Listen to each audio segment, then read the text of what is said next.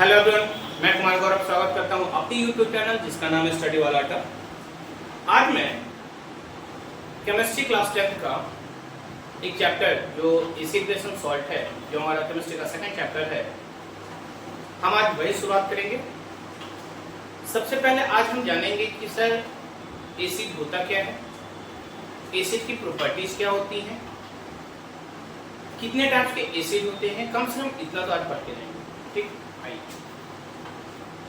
अगर मैं बोलूं एसिड क्या है, तो एक जो एसिड है वो एक वर्ड से आया है, एसिडस से, जिसका मतलब होता है सोअर, खट्टा। मतलब एक बात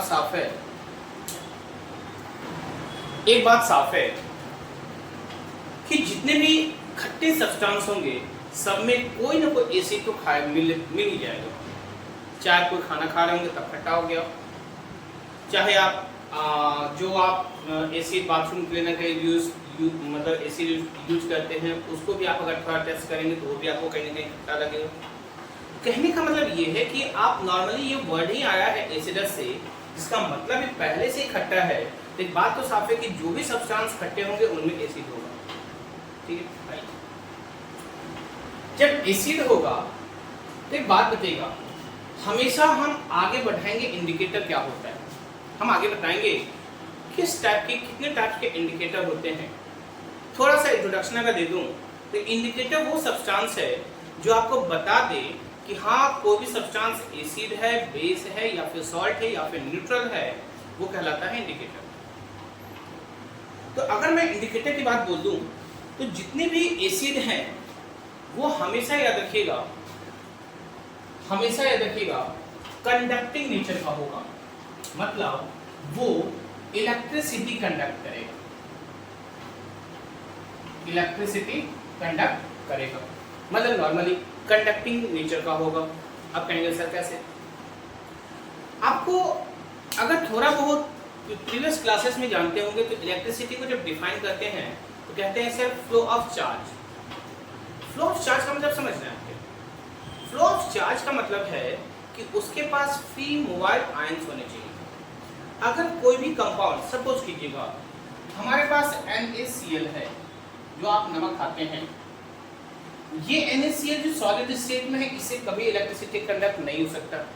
लेकिन अगर यही किसी तरह से हमने इसको तोड़ दिया, ये चला जाएगा किसमें?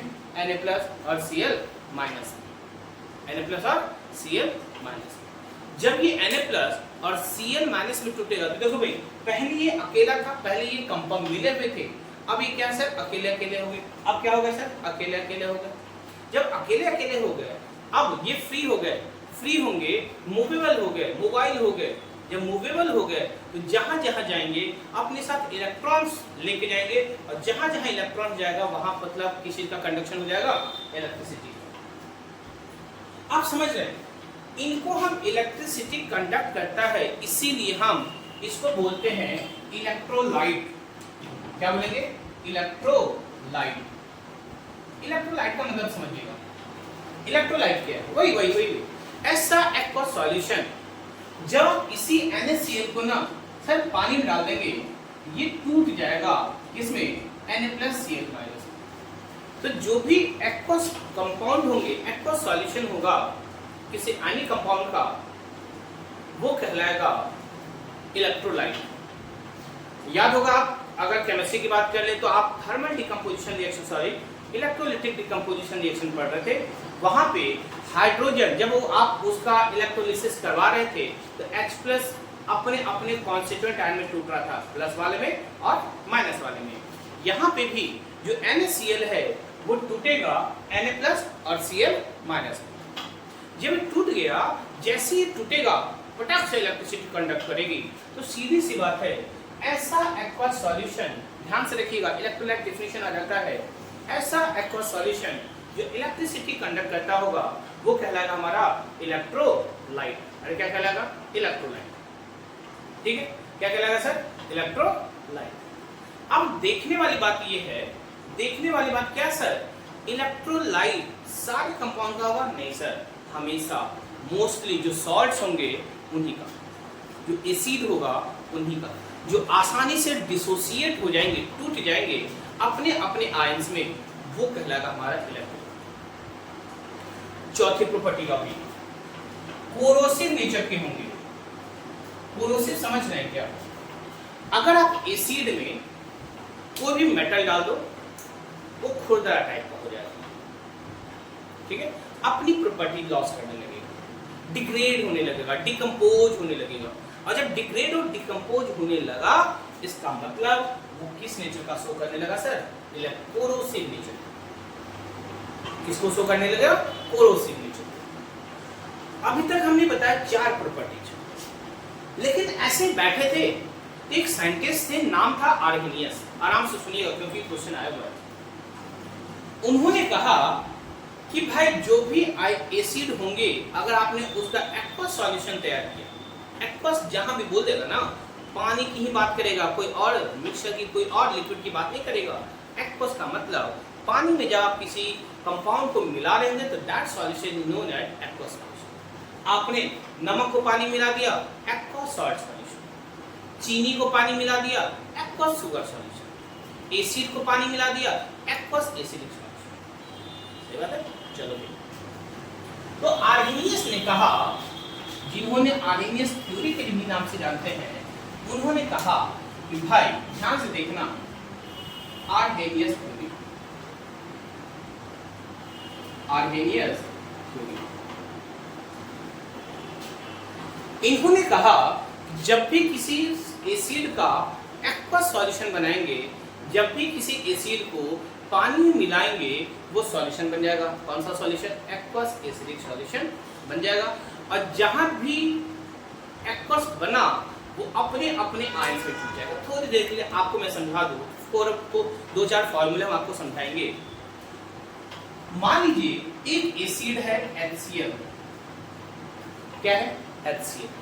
आपने इसका एक्वस सॉल्यूशन बनाया, पानी मिला दिया, इसका मतलब समझ रहे हैं, पानी में मिला दिया आपने, इसमें मिला दिया, पानी में मिला दिया, तो जिस जिस आयन से मिलके बना होगा ना, उस आयन में टूट जाएगा। बताओ भाई, H के ऊपर कौन सा चार्ज है? Plus charge. Cl के ऊपर कौन सा चार्ज है? Minus charge. फिर टूट गया किसमें? H प्लस और Cl माइनस में। वही हमने बोला, जब भी किसी एसिड को पानी में मिलाएंगे तो अपने आयंस में डिसोसिएट हो जाएगा। यही थ्योरी कह दी थी किसने? आर्हेनियस नाम के साइंटिस्ट ने, और यही थ्योरी फेमस हो गया। और सच्चाई है, जब भी किसी एसिड को अपने पानी मिलाए ना, किसमें मिल जाएगा? H प्लस और Cl माइनस। अरे क्वेश्चन आया हुआ है, सीबीएसई का फेवरेट क्वेश्चन है, ध्यान से देखिएगा क्वेश्चन क्या है। HCl प्लस H2O ऐसे रिएक्शन देंगे, तो समझ में नहीं आया बच्चों को। अब समझ में नहीं आया तो मुद्दा क्या है, ध्यान से देखना भाई। तो ये HCl को जब पानी मिला दिया, तो आप सोचेंगे कि पहले तो H प्लस और Cl माइनस बनेगा, कोई दो राय नहीं, एकदम सही। पहले टूटेगा H प्लस Cl माइनस में। आ जाओ, पहले टूट गया किसमें? H प्लस और Cl माइनस में। अगर आपने HCl को H2O में मिलाया, बना दिएगा H प्लस और Cl माइनस। लेकिन भाई देखना, वो वाटर अभी भी वहां अवेलेबल है, वहां पे अभी भी अवेलेबल है, वाटर की क्वांटिटी खत्म नहीं हुई। भाई टूटा कौन? HCl H plus Cl minus में, वाटर नहीं टूटा है। अब ये वाटर फिर से इस H प्लस के साथ कंबाइन करेगा, H प्लस और H2O बना देगा H3O प्लस आयन। इसी आयन को हम बोलते हैं हाइड्रोनियम आयन। क्या बोलेंगे? Hydronium ion. तो क्वेश्चन आता है कि जब भी किसी एसिड का एक्वस सॉल्यूशन बनाएंगे तो क्या देगा? तो आप बोलेंगे हाइड्रोनियम आयन देगा। क्या देगा? हाइड्रोनियम आयन देगा। तो कहने का अभी तक हमने क्या बता दिया? ये हमारा एक समराइज फॉर्म है एसिड की प्रॉपर्टीज का। ध्यान से, जब हम आपसे इंडिकेटर की बात करेंगे हम आपसे वहां बताएंगे ये रेड लिटमस को, सॉरी ब्लू लिटमस को किसमें चेंज कर देगा? रेड कलर में। किसमें चेंज कर देगा? रेड कलर में। लिटमस पेपर आपको एक इंडिकेटर के फॉर्म में पढ़ना है, जहां पे नेचुरल इंडिकेटर के नाम से जानेंगे, natural indicator, artificial manmade indicator, और एक हमारा इंडिकेटर होगा ऑल्फैक्टरी इंडिकेटर। अरे कौन सा? Olfactory indicator. बोलो समझ में आया कि नहीं भाई? समझ में आ गया, पक्का समझ में आएगा। ठीक, तो अभी तक हमने इतनी प्रॉपर्टी बता दी, एक थ्योरीज बता दी, और ये क्वेश्चन आया हुआ है, ये क्वेश्चन आया हुआ है। तो आपको क्या लिखना है? H3O प्लस और Cl माइनस, Cl माइनस। ठीक है, बोलो हाँ। फिर आता है कि सर ठीक है, कुछ एसिड का नाम बता दीजिए। जैसे हाइड्रोक्लोरिक एसिड आप बोलते हैं HCl, इसको हम हाइड्रोजन क्लोराइड भी बोल देते हैं। Sulphuric acid H2SO4, nitric acid HNO3, nitrous acid HNO2, sulphurous acid H2SO3, sulphurous acid H2SO3।